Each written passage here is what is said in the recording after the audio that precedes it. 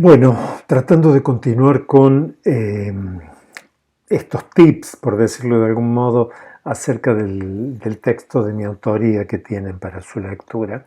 Luego de la introducción muy breve hay un capítulo, una sección titulada Un recorrido.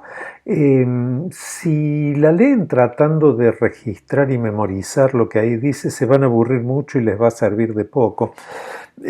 Bajo un recorrido, lo que hacemos es un recorrido de la trayectoria de la economía política, donde hablamos de sus manifestaciones brevemente, pero hablamos de los principales autores y sus principales manifestaciones, especialmente en Estados Unidos, Inglaterra, Francia, España. Y ustedes se dirán, wow, ¿para qué quiero saber eso? No es que quieran saber eso. Me gustaría que la clave con la que lean esto, se oriente a entender lo siguiente. Hay una larga disputa con la economía política, porque la economía política tiene un cuño marxista y ha habido una nefasta, bueno, quizás nefasta sea mucho, pero ha habido una problemática tradición en el pensamiento marxista que se reduce a la noción de el reflejo base superestructura. ¿Qué quiere decir esto? Quiere decir que hubo toda una línea de pensamiento que planteaba que para entender lo social lo único que había que entender era su base económica, lo que había que estudiar era su base económica. Si yo entiendo su base económica, todo el resto, lo superestructural, se da como reflejo automático. ¿Qué sería lo superestructural? Bueno, todo lo que excede, todo el ordenamiento social que excede la reproducción la reproducción de la mercancía para satisfacer las necesidades vitales.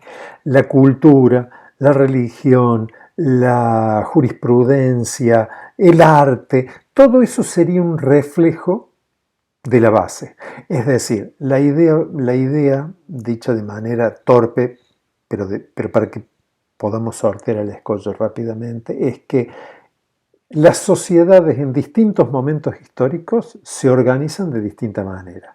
Si uno entiende la manera en que se organiza para reproducir sus necesidades vitales, es decir, para producir las mercancías y los materiales que necesita para vivir, va de suyo todo el resto del ordenamiento social porque no es más que un reflejo de eso. La base económica determina la superestructura ideológica o la superestructura conceptual o la superestructura religiosa, jurídica, es decir, la superestructura simbólica. Bueno, esta mirada dominó durante mucho tiempo en el pensamiento marxista, fue una escuela. Y evidentemente hoy hay pocos quienes sostengan esa posición. Sin embargo, el pensamiento marxista ha quedado como rotulado, como eso, como un pensamiento reduccionista, ¿no? Entonces una mirada reduccionista. Y si uno hace una economía política desde una perspectiva crítica, se va a poner a ver solamente la producción de tornillos y tuercas, o dicho de otro modo más riguroso, la producción de mercancías, y no hay nada más que estudiar, el resto. Entonces, como reacción a esto, hubo muchas escuelas, entre ellos yo creo que el culturalismo es una de las más importantes, ¿no? Que salieron a negar esta perspectiva. Bueno, no podemos acá, sería maravilloso hablar durante un rato muy largo de esta cuestión, pero digamos que nuestra perspectiva de trabajo de ninguna manera adhiere a la noción de base y superestructura.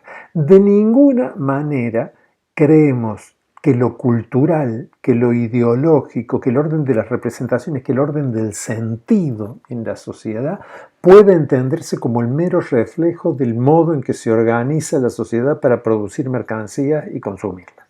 ¿Sí? No es así.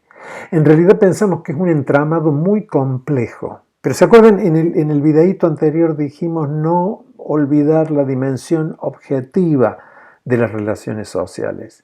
No hay representaciones, ideas, religión, jurisprudencia, al margen del modo en el que la sociedad se organiza para reproducir su existencia material, es decir, para producir las mercancías. No la hay. Pero no es una consecuencia ni un reflejo. En realidad hay una complementariedad y hay una dialéctica donde el modo en que se organizan las prácticas de la reproducción material, de la reproducción para satisfacer las necesidades vitales, es estructurante de las representaciones que la sociedad tiene, representaciones que gravitan sobre el modo en el que se estructura.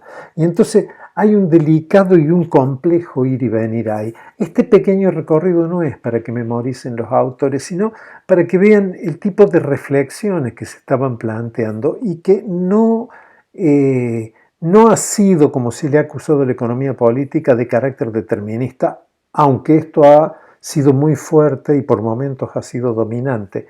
No es la perspectiva desde que la vamos a trabajar nosotros. De hecho, nosotros no estamos viendo la economía política seca, sino la economía política de los medios de difusión, es decir, o de las industrias culturales, para decirlo en un sentido más estricto, que es precisamente, fíjense ustedes, industrias que fabrican mensajes que son sentidos, y ahí ven la doble dimensión indisoluble, donde lo simbólico y lo material, por expresarlo de alguna manera, aunque temo que no se entienda bien, pero en esta brevedad de la distancia no es posible, donde lo simbólico y lo material coexisten y existen en condición de mercancías. Hay fábricas que fabrican tornillos y fábricas que fabrican sentidos, representaciones. Entonces, en todo caso podemos hacer una dimensión analítica, pero lo más apasionante de este debate es ver cómo se imbrica ahí la reproducción material de la sociedad con la reproducción de sus sistemas de representaciones, ¿sí? Con mercancías simbólicas que participan de la disputa por una manera de ver y de entender el mundo, de interpretar el mundo. Si lo puedo decir muy brevemente, y esto hemos sabido dedicarle una clase entera, no sé si llegaré a poder simplificarlo, pero si lo pudiéramos decir muy brevemente, hasta antes del desarrollo de las industrias culturales, la dominación cultural era un gasto para el capital. Había que financiar escuelas donde se le enseñara un modo de pensar al ciudadano, para incorporar al ciudadano.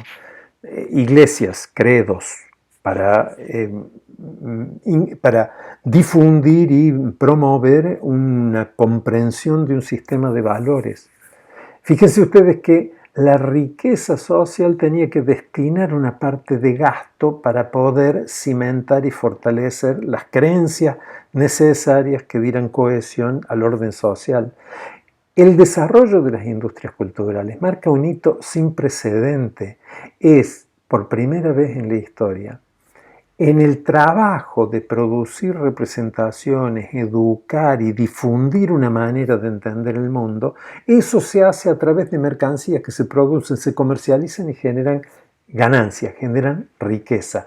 Es decir, que por primera vez el capital no invierte en el juego de dominación conceptual o en el juego proselitista, por decirlo, pero no proselitista en términos de partido político, sino de visión de mundo, ¿no? que la sociedad debe compartir y en la que hay que educar. Ya no hay que gastar plata en eso. Eso también ahora da ganancia en capital. Se subsume a la producción capitalista. Fíjense al punto que estamos en las antípodas de aquella vieja idea en el cual lo importante era la producción económica y todo lo otro era superestructural. Es decir, no hay más idea de base y superestructura en esta concepción que tenemos.